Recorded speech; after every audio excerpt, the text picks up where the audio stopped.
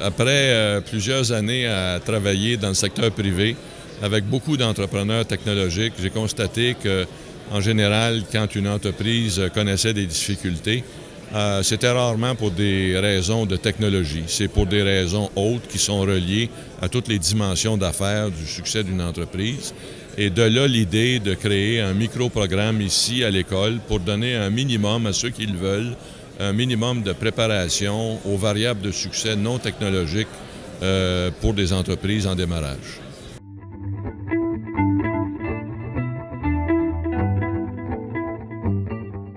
Il y a énormément de besoins, mes collègues pourraient en rajouter. Moi, je vous dirais que ce qui m'a frappé particulièrement, c'est la difficulté qu'ont plusieurs entrepreneurs technologiques de former des équipes complémentaires pour le démarrage de leur entreprise.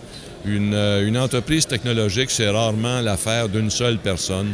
C'est beaucoup plus l'affaire d'une petite équipe de gens qui sont complémentaires, qui se font confiance, qui sont motivés. Et ça, c'est un des grands défis. L'autre défi qui est tout près de celui-là, c'est la grande question du leadership. Oui, ça prend une équipe, mais ça ne veut pas dire que ça ne prend pas de leader. Et le leadership est quelque chose qui est extrêmement important pour le succès d'une entreprise, quelle qu'elle soit. À plus forte raison, les entreprises en démarrage.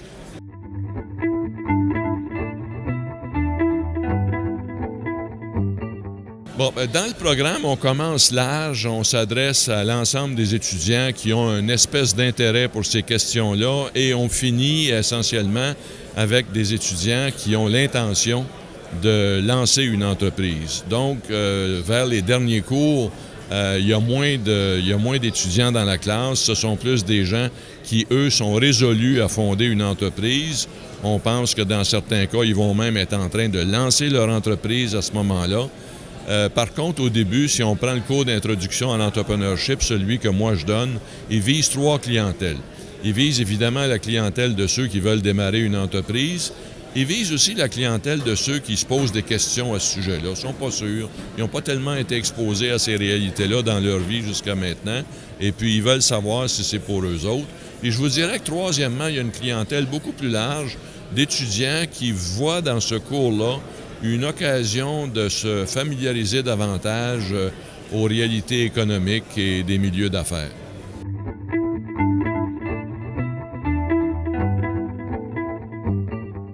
Écoutez, une chose qu'on voit assez souvent dans le marché, c'est que les entreprises, surtout les entreprises de nature technologique, vont souvent mettre dans le marché un produit, une technologie. Et par la suite, ils vont tenter de trouver un marché qui a besoin de cette technologie-là. Alors, c'est sûr que en bon québécois, on dit que c'est un peu de placer la charrue avant les bœufs.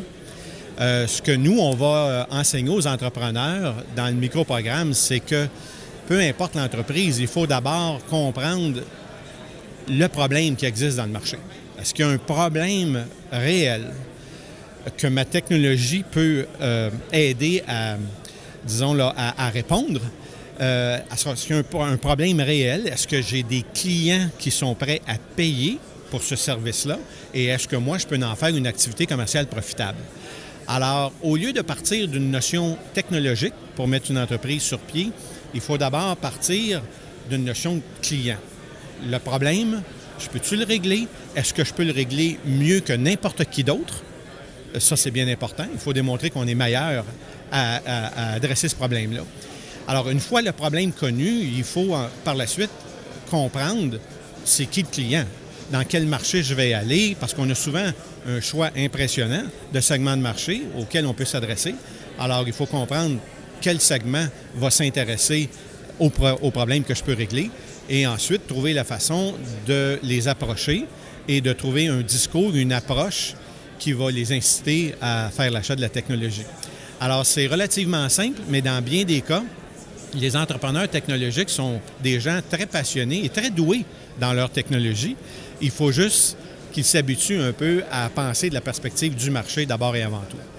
Bon, écoutez, à premier cible, je pense qu'on pourrait dire une méconnaissance et une négligence même au niveau de la gestion des affaires financières d'une entreprise, surtout lorsqu'on parle d'avoir une maîtrise du coût de revient du produit, du service. Ça, c'est une très grande cause d'échec.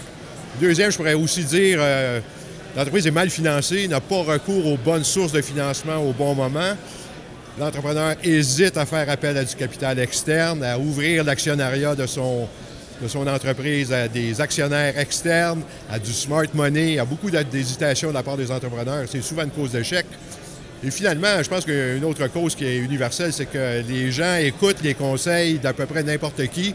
Il y a beaucoup de charlatans là-dedans qui donnent des conseils, donc, et les gens sont souvent très, très mal conseillés.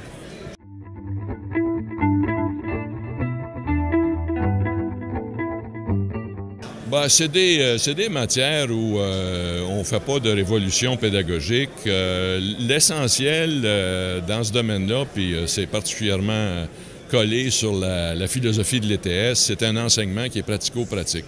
La Fondation Kauffman aux États-Unis, qui est forte d'un actif de 2 milliards de dollars et qui se spécialise dans l'appui à la formation, à l'entrepreneurship, publie beaucoup d'études et de documents là-dessus et vous dit que la formation en entrepreneurship, c'est une formation pratico-pratique, c'est pas une formation théorique. Donc, on a une formation pratique qui est donnée principalement par des gens qui ont de l'expérience et on fait intervenir aussi des gens d'expérience dans nos programmes.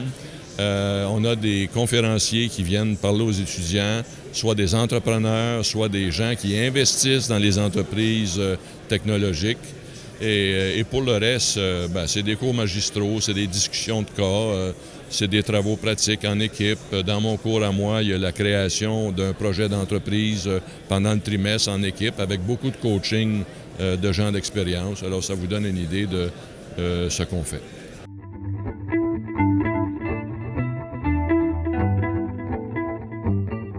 Bien, à plus long terme, je pense que l'école doit réaliser qu'actuellement, toutes les institutions d'enseignement supérieur au Québec et partout en Amérique du Nord, où il y a même de l'avance sur nous, mais actuellement au Québec, toutes les institutions d'enseignement supérieur, toutes les écoles de génie, toutes les écoles de gestion sont en train de se positionner par rapport à l'entrepreneurship. Donc, ça va devenir incontournable.